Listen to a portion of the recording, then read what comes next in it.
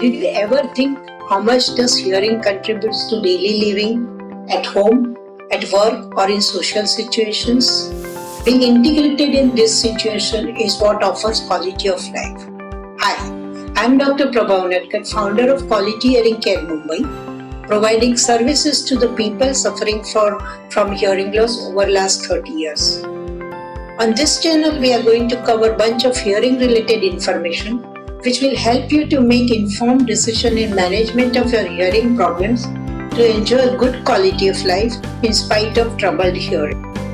Quality of life is described by personal satisfaction or dissatisfaction with cultural, material and health condition under one which lives.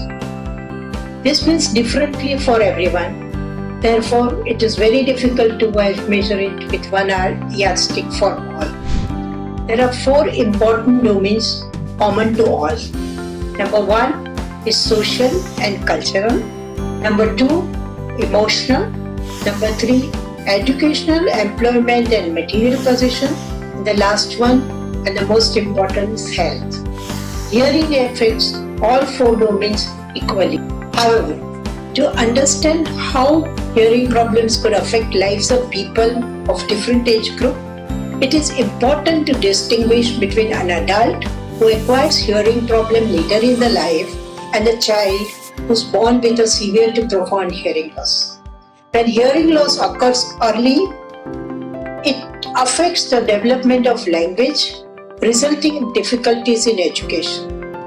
This may hamper gainful employment in addition to the other difficulties due to limited capability to hear. In elderly people, hearing loss significantly impacts person's ability to communicate with others, resulting in embarrassment, fatigue, withdrawal from social activities, and depression and loneliness. Stress created because of this leads to poor general health, increased danger to personal safety, resulting in reduced movement. Those who are in a workforce have a negative impact on overall job effectiveness, face promotional issues, and have lifelong earning power problems. This silent suffering, which physically not being apparent, society does not approach with helping hand. Management of these persons so far was based on the medical model, which was either disease-centric or test-centric. In my 30 years of experience of managing these patients, I realized that no two patients with the same severity of a problem can be managed in the same way. Though they might have similar problems, their expectations are very different and their ability to handle conditions are also different. All individuals need personalized management. We adopted person-centric management where we function as a partner in decision making and not as a prescriber. We follow the spread principles in our clinic introduced by IDA Institute in Denmark with a very satisfactory result.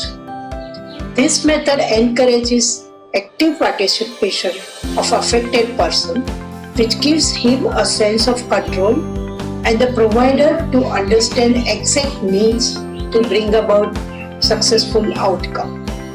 I would like to share our insight and findings from our years of experience with all of you so that if you or someone in your family have hearing problems, you spot them early, take right corrective measures at the right time. We encourage you to actively participate by asking questions and giving suggestions to help us address your queries better. Thank you and take care.